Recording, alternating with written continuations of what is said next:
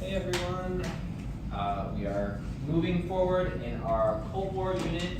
We are now talking about the Vietnam War. This will be your first lesson of 3 over the next 2 to 3 days.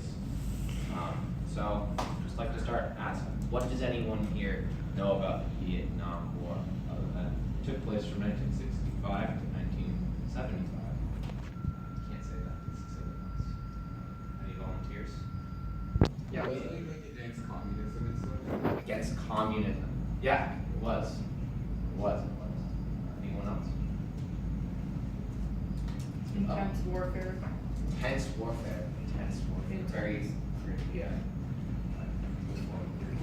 Thank you guys.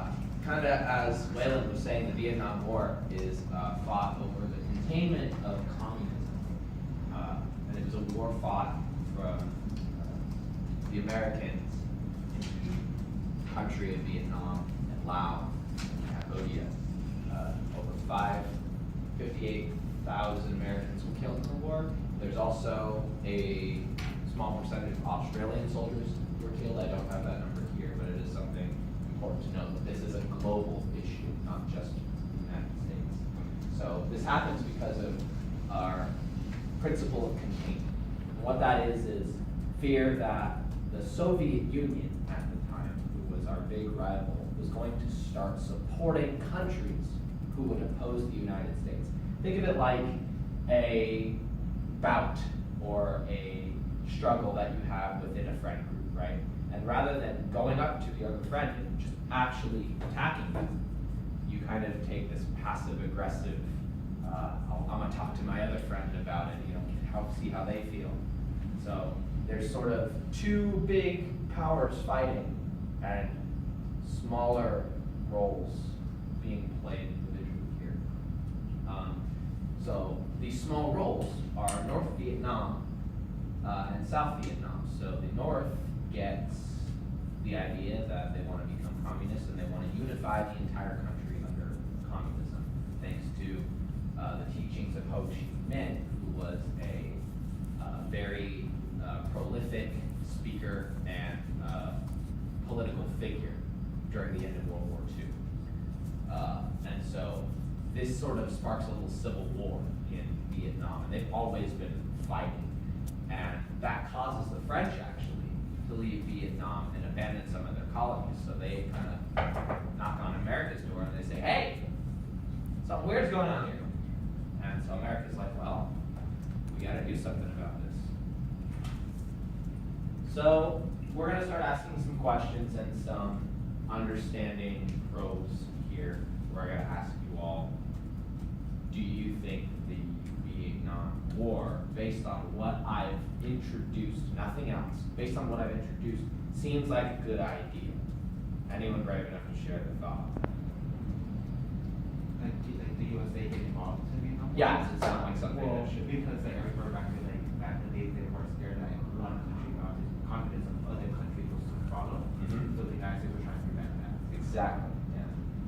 So kind of on paper here, it's like, oh, this makes sense. So we get this with the public being told one thing and what actually happened being something else. So during Lyndon Johnson's presidency in the mid-1960s, we get these 2 ships that are attacked out of nowhere, like a lot of casualties in the Gulf of Tonkin. And they go, oh, these are the North Vietnamese, these are the Viet Cong communist sympathizers attacking America's freedom.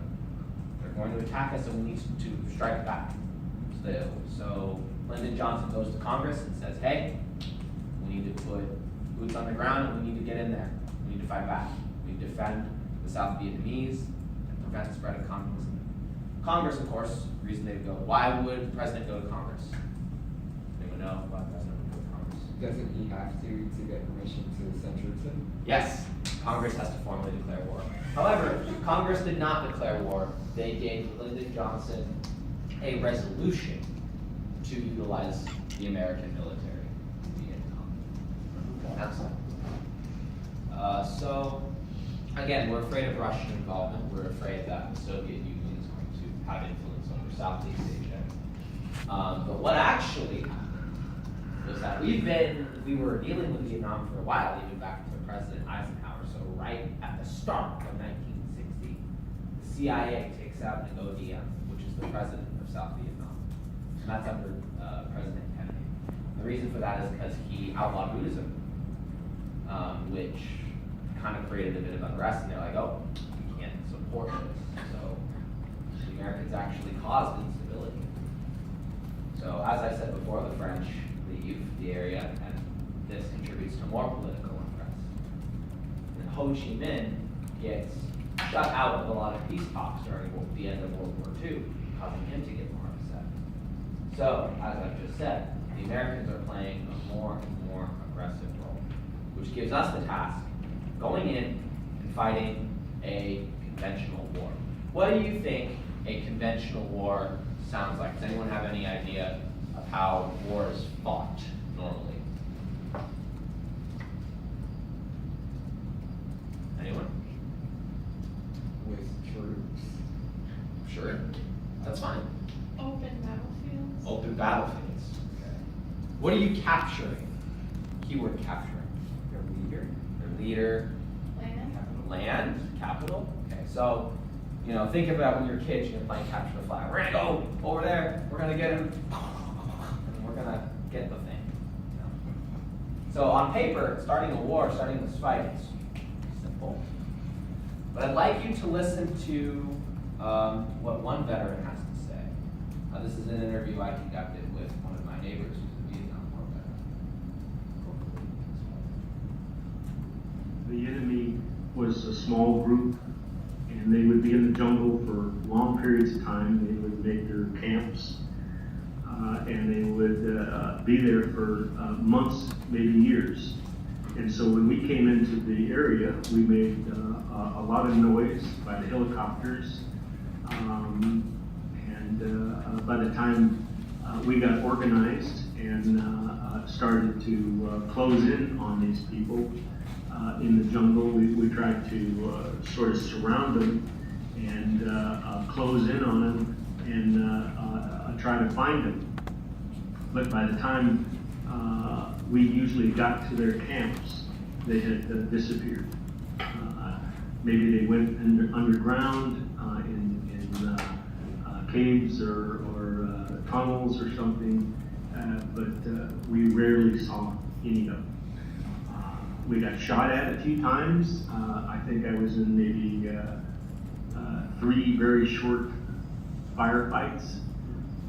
They shot a few times, and we returned fire, but we never really could see what we were shooting at. So it was just a response to their shooting. And then we slowly got back up and started searching again, but it wasn't that effective in my. Okay. Anyone have any thoughts on that? On what you just listened to?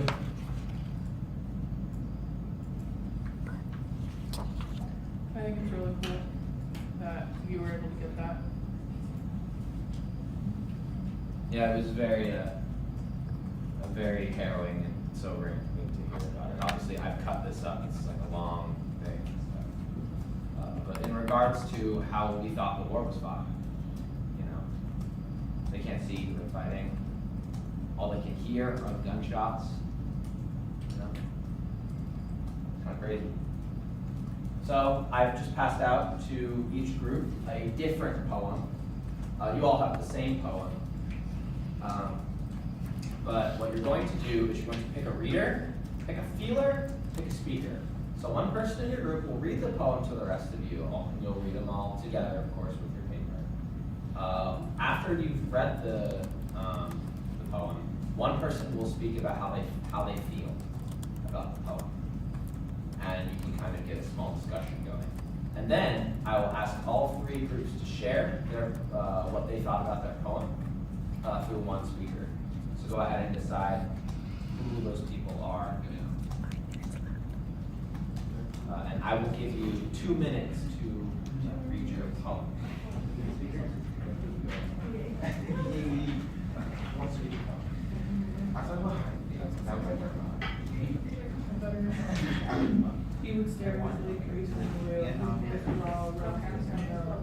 not to pass along, not anymore, but all the days after.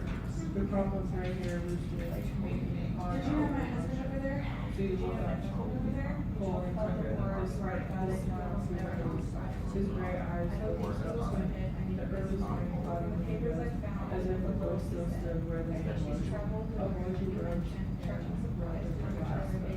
Opposite, mentioned, please trust me.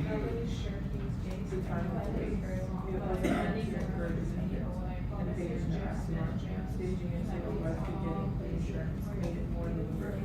If he swore you've heard before, the gun loaded, the flash loaded. I wonder what he saw. Watched out of the leaves, shirt sleeves, the dog asleep in the front room. Still hear the wind of the great lake, drum out in the black road, staring into the night sky. Maybe there was just passing, or just down the line. The night sky seemed to like his own heart. Was it he turned from? The space out wide, describing an accident, a curve, did a distant car startle him, or did he look back and see his shadow against the shadow of the leaf? He must have thought about how to arrange it, bringing up the floor, bright orange clothes winding around him. 100 feet of extension cord, and then the terrible white face just right on the open tailgate. He must have practiced it once or twice to get it down. A routine by the time he was long enough to want it, like he had wanted other things, to look right, a shell of anger. Months after this, his wife said she told his things. And tonight, with the new ball making its way back into the trees, the street was littered with leaves, yellow ribbons tied to telephone poles, parking meters. I thought about him. How he had to strike back on his way. This veteran who knew defeat and despair were tangible things he could not head or fear.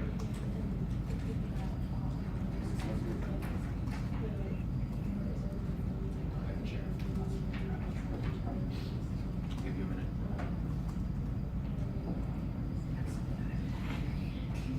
Thoughts? What line did you want that?